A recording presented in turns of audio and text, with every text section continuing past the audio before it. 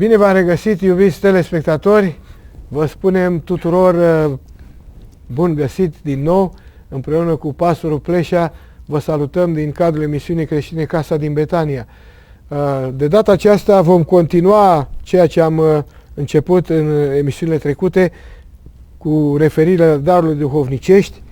Am tratat până acum cele două categorii care cuprindeau 6 daruri. Acum au rămas încă 3 încadrate în cea de-a 3-a categorie, și anume este vorba despre darul deosebirii duhurilor, darul vorbirii în alte limbi și darul tâlmăcirii limbilor. Dorim, așa cum am spus și înainte, să dăm loc, să nu mai consumăm timpul cu introducerea prea multă, așa că dau loc pastorului Pleșa să continue dezbaterea pe marginea acestui subiect.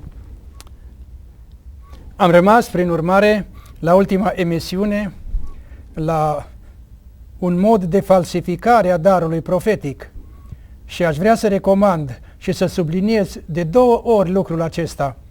Pentru cei care vor să afle amănunte în legătură cu modul cum se falsifică darul acesta, să caute în cartea profetului Ezechiel, capitolul 13, întreg capitolul.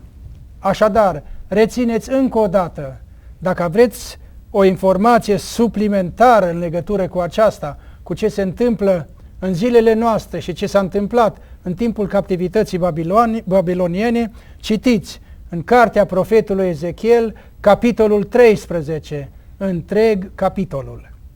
Acum ne aflăm la ultima grupă din aceste daruri ale Duhului Sfânt.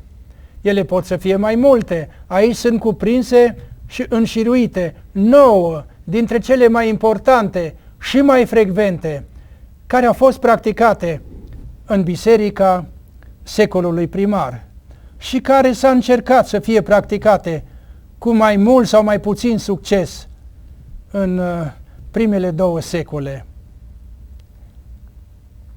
Darul deosebirii duhurilor. Apostolul Ioan menționează în epistola sa, în capitolul 4, să nu dați crezare oricărui duh. Merge pe aceeași linie pe care ne-a descoperit-o Mântuitorul și la care s-a făcut referire în capitolul 7 din Evanghelia după Matei, cu privire la prorocii mincinoși. Aici, în epistola lui Ioan, în capitolul 4, se face mențiunea: prea iubiților, să nu dați crezare oricărui duh, ci să cercetați duhurile, dacă sunt de la Dumnezeu, căci în lume au ieșit mulți proroci mincinoși. Dar cum să cercetezi? Cercetați duhurile, nu dați crezare oricărui duh. Dar cum să-l cercetezi? De unde știi dacă e bun sau dacă e rău? Pentru că și profetul mincinos, spunea Mântuitorul, vine îmbrăcat în piele de oaie. Și zice, ăsta e de la Domnul. Există darul de deosebire a duhurilor.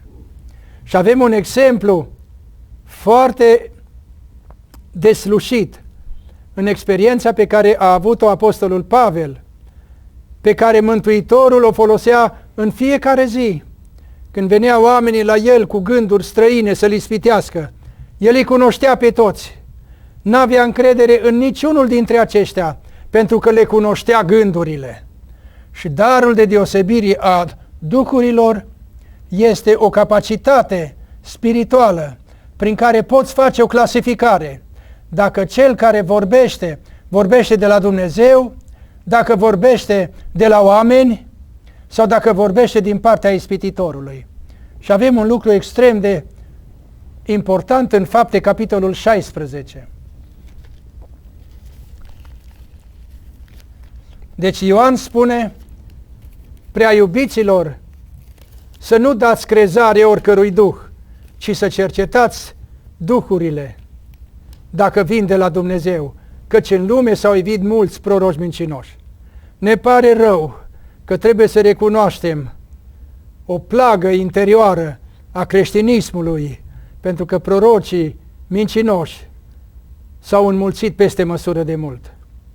Raporturile prorocilor mincinoși cu cei care erau trimiși de Dumnezeu în Vechiul Testament era 1 la 400. La 400 de proroci mincinoși era un proroc care venea de la Dumnezeu. Aș zice prea mult dacă noi la 400 de proroci mincinoși am avea unul despre care să avem convingerea că l-a trimis Dumnezeu ca să ne rezolve problemele, să ne dea adevărata învățătură, adevărata îmbărbătare și să ne descopere adevăratele planuri ale lui Dumnezeu. În Fapte, capitolul 16, găsim o întâmplare interesantă. Pavel avea darul de deosebire a duhurilor. Aș vrea să subliniez că apostolii aveau toate darurile. Au fost înzestrați de Dumnezeu să cunoască lucrurile. Vă rog să citiți de la versetul 16. Fapte. Pe când ne duceam la locul de rugăciune, ne-a ieșit înainte o roabă care avea un duh de ghicire. Prin ghicire ea aducea mult câștig stăpânilor ei. Roaba aceasta s-a luat după Pavel și după noi și striga: oamenii aceștia sunt robii Dumnezeului celui preaînalt și ei vă vestesc calea mântuirii. Așa a făcut ea timp de mai multe zile. Pavel, necăjit, s-a întors și a zis Duhului: în numele lui Iisus Hristos îți poruncesc să ieși din ea. Și a ieșit chiar în ceasul acela. Observați un lucru foarte interesant. O ghicitoare care descoperea tainele prin duhul lui Piton. Se face mențiunea că avea duhul lui Piton. Piton era un șarpe din zonele tropicale pe care egiptenii îl luau, îl așezau într-un templu, îl proclamau ca zeu, angajau preoți în slujba acestui Piton și era un fel de meteorolog. Și știa să spună când iasă Nilul și se varsă sau când e secetă și o să fie criză de alimente. Și orice lucru pe care voiau să-l afle în viitor, întrebau pe șarpele acesta. Bineînțeles că numai preoții puteau să comunice cu el, că de fapt șarpele nu era cuvântător. Era numai o mască, pentru că șarpele Piton este simbolul diavolului. În Sfânta Scriptură, șarpele este simbolul diavolului. Interesant că le transmite un adevăr.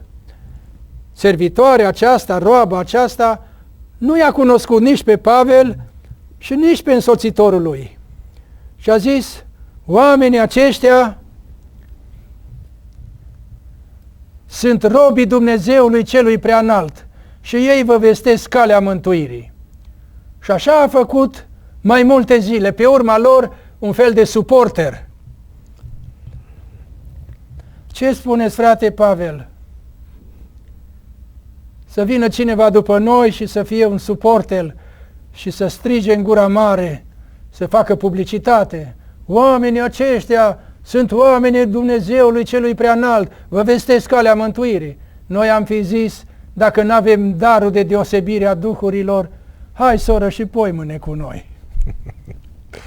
Vino și mâine și fă-ne reclamă. Avem nevoie de asemenea mesaje, că bajocoriți și așa suntem destul.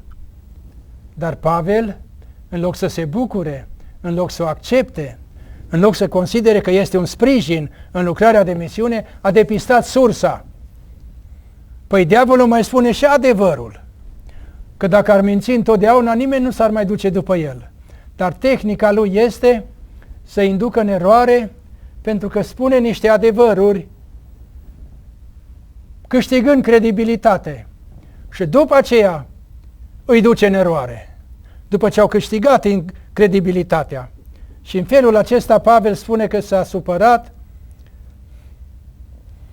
s-a necăjit, s-a întors și a zis Duhului: în numele lui Iisus Hristos îți poruncesc să ieși din ea. Și a ieșit chiar din ceasul acela și-a părăsit-o duhul acela de ghicitorie.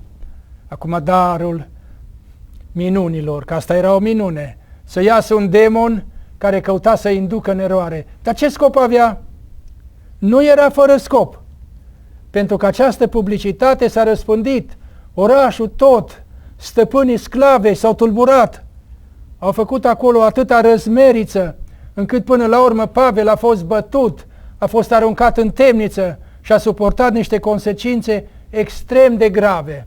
Și câteodată diavolul face reclamă pozitivă ca să-i pună pe copiii lui Dumnezeu în pericol.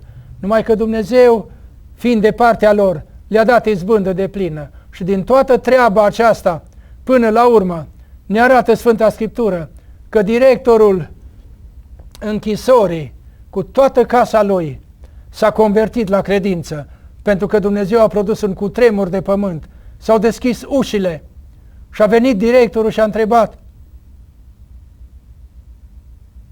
ce-i cu voi? A luat sabia și voia să se sinucidă, că era legea, dacă scapi un condamnat de sub control, suporți pedeapsa condamnatului. Nimeni n-a fugit, pentru că Pavel a câștigat niște suflete acolo. Și zice: domnilor, ce să fac să fiu mântuit? Pavel era domn prin caracterul lui, pentru că deși era desfăcute lanțurile de la mâini și picioarele din butuci și ușile temniței deschise, n-a considerat necesar să fugă. Era domn. Doamne, ce minunat este să ai un caracter frumos! Pavel, deși aduce o mărturie bună această ghicitoare în favoarea lor, cunoaște Duhul din care s-a produs și prin urmare, prin darul deosebirii duhurilor, poți să deosebești dacă vorbește de la Dumnezeu sau dacă vorbește din partea celui rău.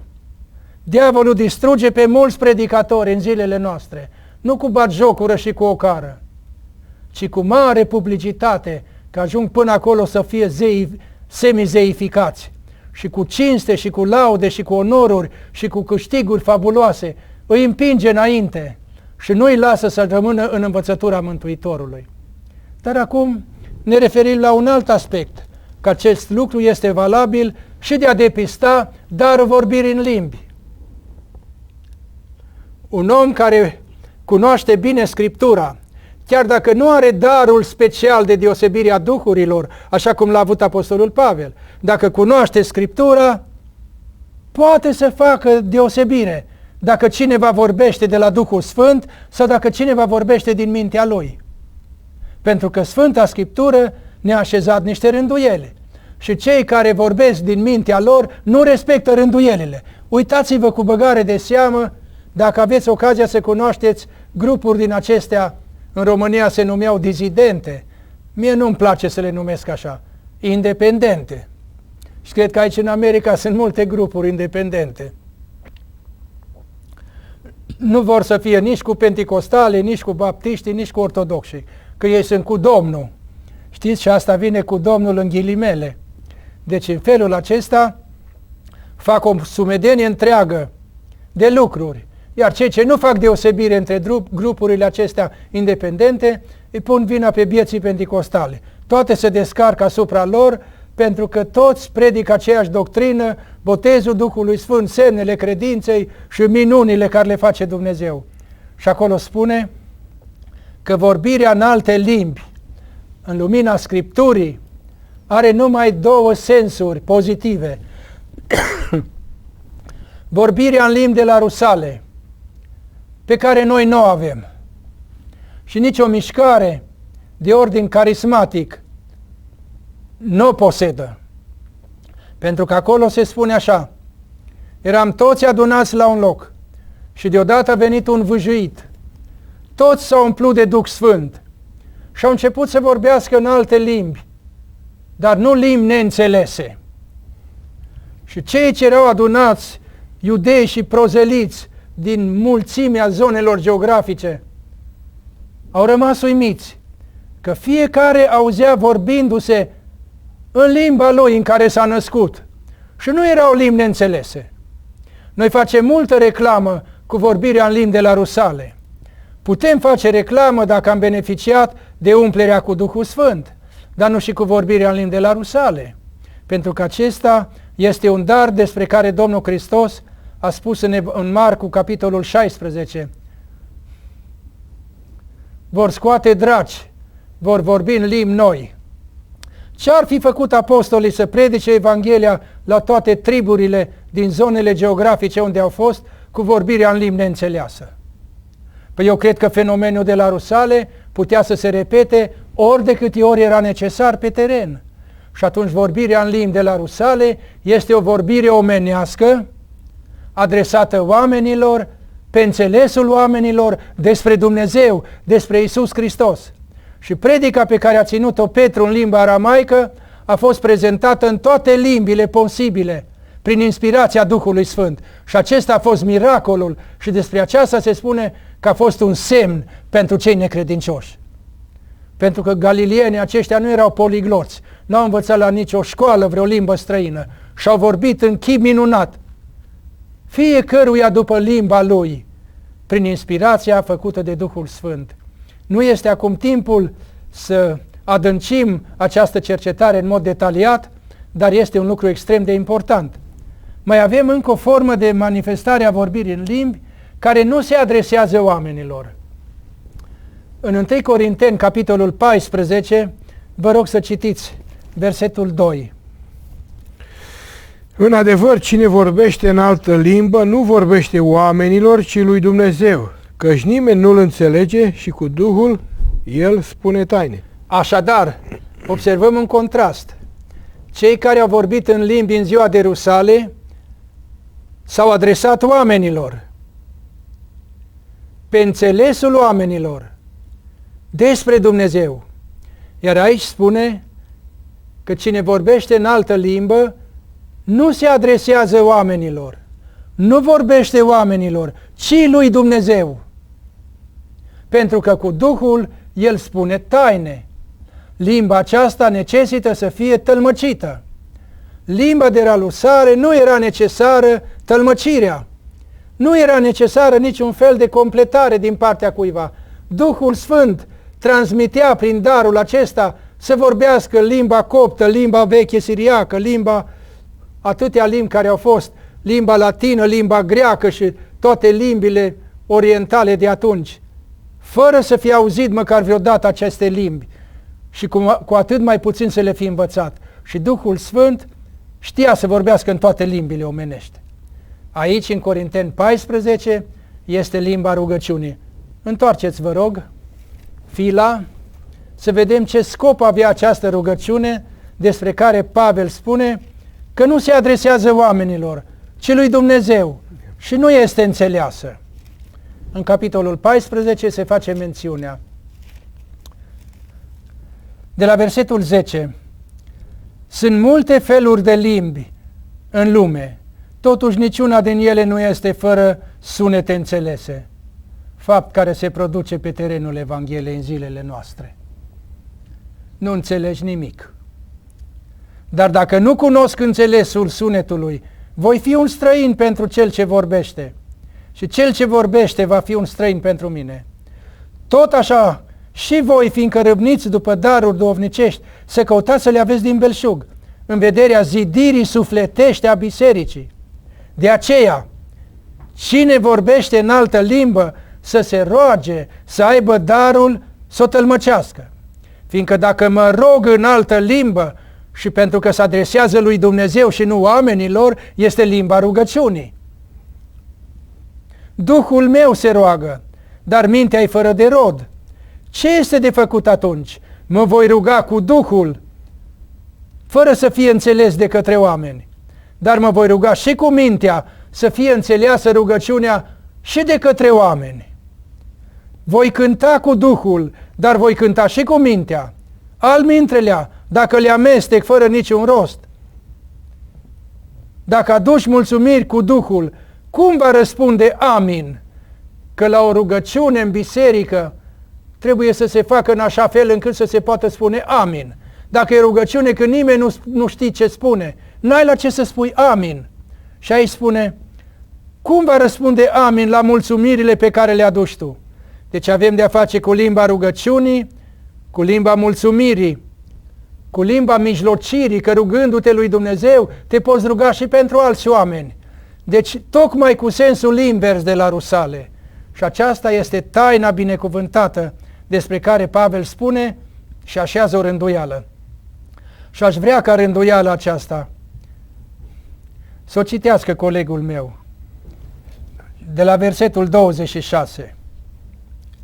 Ce este de făcut atunci, fraților, când vă adunați la oaltă? Dacă unul dintre voi are o cântare, altul o învățătură, altul o descoperire, altul o vorbă în altă limbă, altul o tălmăcire, toate să se facă spre zidirea sufletească. Este înțeles adevărul acesta? Toate să se facă în scopul zidirii sufletești a bisericii. Dacă sunt unii care vorbesc în altă limbă, să vorbească numai câte 2 sau cel mult 3, fiecare la rând, și unul să tălmăcească. Și acum aș vrea să se sublinieze dublu acest mare adevăr din versetul 28. Dacă nu este cine să tălmăcească, să tacă în biserică. Și încă o dată se repetă semnificația versetului 2. Să-și vorbească numai lui și lui Dumnezeu, pentru că e limba rugăciunii.